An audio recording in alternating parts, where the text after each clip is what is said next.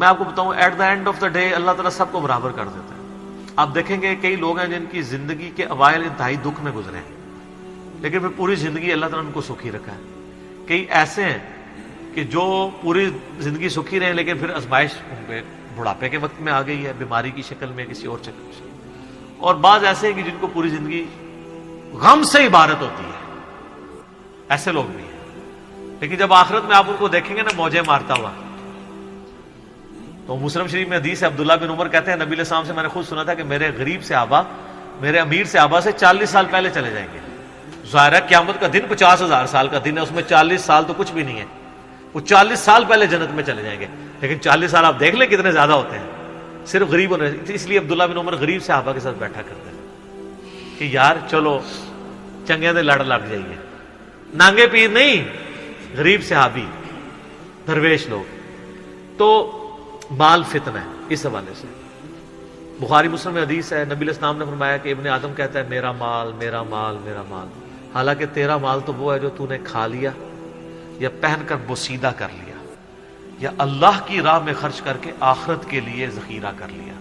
باقی تو تیرے ورثہ کا مال ہے. بخاری مسلم میں حدیث ہے انسان کے 3 دوست ہیں. ایک وہ ہے کہ جو ساتھ جاتا ہے قبر کے اندر، 2 باہر ہی رہ جاتے ہیں. اس کے اعمال قبر میں ساتھ جاتے ہیں، اس کے رشتہ دار اور مال باہر ہی رہ جاتے ہیں.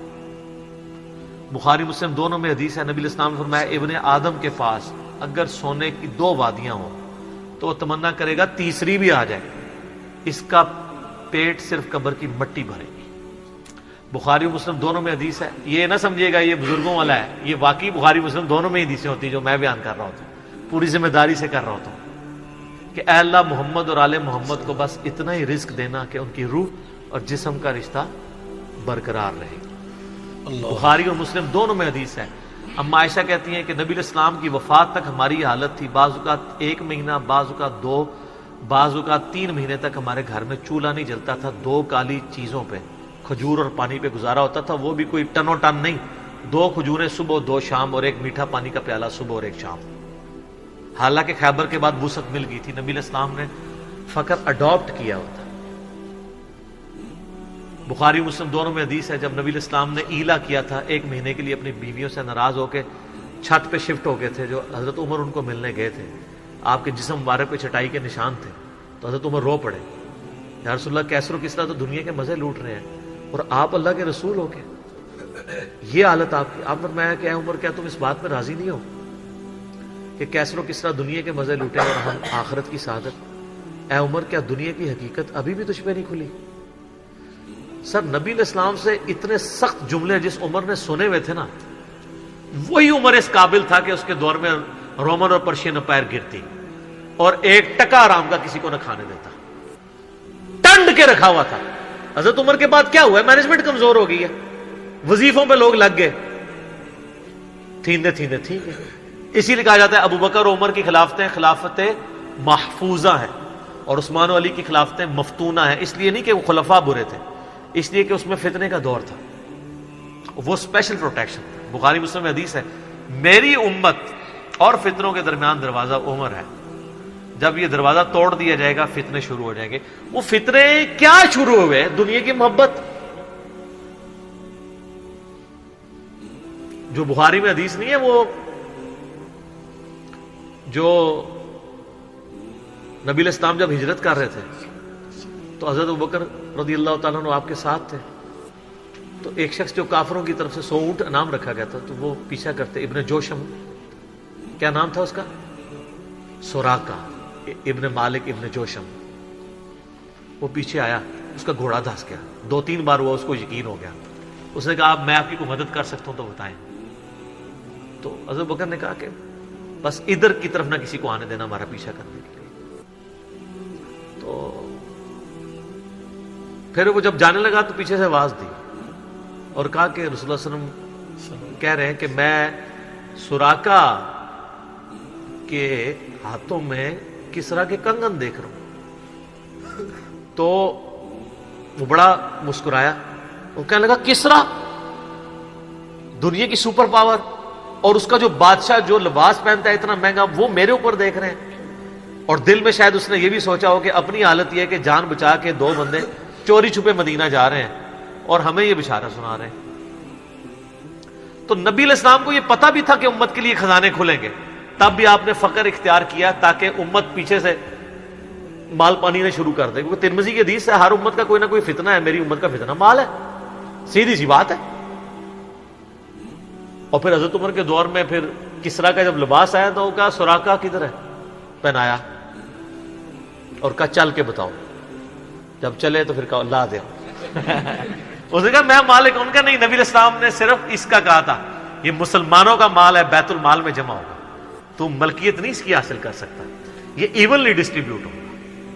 تو سر, اور اس کے بعد پھر حضرت عمر رو پڑے, یہ سارا انہوں نے فلمایا عمر سیریز کے اندر.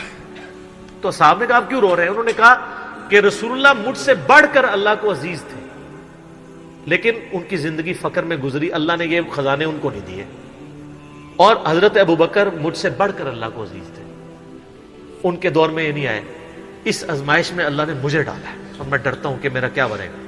اسی لیے بخاری مسلم میں آتا ہے نا, جب ان کو زخم لگا اور لوگ نا امید ہو گئے تو پھر لوگ آ کے ان کی فائنل زیارت کر رہے تھے, کیونکہ کھاتے پیتے تھے تو وہ میدا کٹا ہوا تھا, نکل جاتا تھا. اسی حالت میں بخاری میں آتا ہے ایک نوجوان آیا, اس کا تہمت ٹخنوں سے نیچے لٹک رہا تھا. جب وہ جان لگا تو بیماری کی حالت میں حضرت عمر کہہ رہے ہیں لڑکے اس کو تہمت کو ٹخنوں سے اونچا کر, اس سے تیرے کپڑے بھی پاک رہیں گے اور یہ سنت بھی ہے. یہاں ہم لوگوں کو کہتے ہیں شلواریں یار نیچے روبڑ رہی ہیں. حضرت عمر نزا کے عالم میں بھی ٹخنوں سے اوپر شلوار کر رہے. حضرت عمر وہابی نہیں سن سر, وہ صحابی سن, ان کو پتہ تھا یہ سنت ہے, اور نزا کے عالم میں تہمت اوپر کروا رہے ہیں. یہ بخاری کے الفاظ ہیں. اور وہاں پہ آگے صحابہ کرام کہہ رہے ہیں کہ اللہ تعالیٰ عمر پر رحم فرمائے, اے امیر المومنین آپ کی وجہ سے اللہ نے مسلمانوں کو اتنی فتوحات دیں, رومن امپائر گری, قادسیہ, یرموک, مسلمانوں کو فتوحات ملی, امید ہے اللہ تعالیٰ آپ کے لیے بہت اجر رکھے گا. انہوں نے کہا کہ مجھے اللہ تعالیٰ میری ان خدمات کے عوض اگر برابر بھی چھوڑ دے کہ میرے گناہ اور نیکیاں برابر ہو جائیں تو واللہ میں کامیاب ہو گیا, میں اللہ سے اتنا ڈرتا ہوں. یہ انہوں نے کوئی ایکٹنگ نہیں کی, نہ یہ میں کہوں گا کہ ان کی عاجزی تھی, یہ ریالٹی تھی. جس کو خدا کا تعارف ہے وہ واقعی جانتا ہے کہ اللہ بڑا ڈاڈا ہے. حضرت ابوبکر نے جب مشورے کے بعد حضرت عمر کو نامزد کیا تھا تو آپ کو پتا ہے حضرت عمر کو کیا نصیحت کی تھی؟ کیا عمر ایک ہی نصیحت انہوں نے کی, ان کا اتق اللہ یا عمر. وہ عمر سیریز میں فلمایا انہوں نے, اللہ سے ڈرنا, اور جب تو جنتیوں کی طرف دیکھے نا تو دعا کرنا کہ اللہ تجھے اس میں شامل کرتا ہے, اور جب تو دوستیوں کی طرف دیکھنا تو ڈرنا ایسے کہ کہیں تو ان میں شامل نہ ہو. انہوں نے نہیں کہا میں اشرم ہوں, میں جس راستے پہ چلوں شیطان بھاگ جاتا ہے, یہ آپ مجھے کیا باتیں بتا رہے ہیں. ان کو پتا تھا کہ اللہ تعالیٰ کی صفت بے نیازی بھی تو ہے نا سر, آپ کو نہیں پتا. وہ تو پیغمبروں کے اوپر عطا فرما دیتا ہے. یونس علیہ السلام تو پیغمبر تھے, اور اتنا غصہ کہ سورہ صافات میں ہے کہ یونس اگر مچھلی کے پیٹ میں ہمیں نہ پکارتا تو پھر اسی دن نکالا جاتا جس دن مردے اپنی قبروں سے نکالے جائیں گے. یار اتنا غصہ کیا کر دیا, کوئی بندے مار دیے یونس نے. آپ یوٹیوب میں کلپ دیکھیں یونس علیہ السلام کا واقعہ تو آپ کو پتہ چلے گا. سر اللہ اپنے معاملات میں بہت سخت ہے. اللہ وہ نہیں ہے جس کا تعارف آپ کو کروایا گیا. پچھلے دنوں بھی وہ ہمیں ایک لیٹر کہیں کسی نے بھیجا, تو پھر ہم نے ان کو بھیجا کہ آپ میرا کلپ دیکھیں, اللہ کی رحمت سے دھوکہ, اور انجینئر محمد علی مرزا صاحب لکھے. تو اس میں وہ کہہ رہے تھے, وہ تارا جمیل صاحب کہتے ہیں کہ آج کل کے مبلغین نے لوگوں سے ان کا رب بھی چھین لیا اور ان کو ڈراتے رہتے ہیں. سر کیوں نہ ڈرائیں اللہ کے بندوں, قرآن کا ڈومیننٹ پورشن ہے ہی تذکیر ہے, بلکہ قرآن کا تعارف ہی تذکیر ہے, نصیحت ہے, ڈر سنانا ہے, ڈر سنانا. وَأُوحِيَ إِلَيَّ هَذَا الْقُرْآنُ لِأُنذِرَكُمْ بِهِ وَمَنْ بَلَغَ, سورہ الانعام آیت نمبر 19. اے نبی علیہ السلام فرما دو مجھے تو قرآن وہی اس لیے کیا گیا ہے میں تمہیں ڈر سناؤں, اور جس تک یہ کتاب پہنچ جائے وہ بھی ڈر سنائے. بخاری کے حدیث ہے آپ علیہ السلام ایک چوراہے سے گزر رہے تھے, کچھ صحابہ جو ہے وہ ہنس رہے تھے, آپ رک گئے. پھر آپ نے فرمایا جو کچھ میں جانتا ہوں نا تم جانتے ہوتے نا تو بہت کم ہنستے, زیادہ رویا کرتے. بخاری مسلم میں حدیث ہے، عبداللہ بن عمر کہتے ہیں نبی علیہ السلام نے میرے کندھے پہ یوں ہاتھ رکھ کے نا فرمایا تھا عبداللہ اپنے آپ کو مردوں میں شمار کرنا، یعنی سمجھو کہ آج میں گیا ہی کہ گیا۔ سر جب یہ تلوار کسی کے سر پہ لٹک رہی ہو نا پھر اس کا قبلہ سیدھا رہتا ہے، ادروائز وہ یتیموں کا مال بھی ہڑپ کرے گا، بہنوں کی جائیداد پہ بھی قبضہ کرے گا، اور وہ ماں باپ بھی جو اپنی زندگی میں بیٹوں کو سب کچھ دے کے چلے جاتے ہیں اور بیٹیوں کو محروم کرتے ہیں۔ ہمارے پاس تو لوگ آتے ہیں، ہم ان کو کہتے ہیں تمہارے ماں باپ دوزخ میں جل رہے ہوں گے، اب بھی ٹائم ہے کہ ان کی وصیت بدل دو۔ قرآن میں بھی ہے کہ اگر کوئی غلط وصیت کر کے جاتا ہے وصیت بدلو، اس کو عذاب سے بچاؤ۔ تو کئی لوگ ہیں میں نے دیکھا ہے ملینز آف روپیز انہوں نے ماں باپ کے مرنے کے بعد ان کے نام پہ ہوئے اپنی بہنوں کو واپس کیے ہیں کہ چلو یار ہمارے ماں باپ دوزخ میں جانے سے بچ جائیں گے۔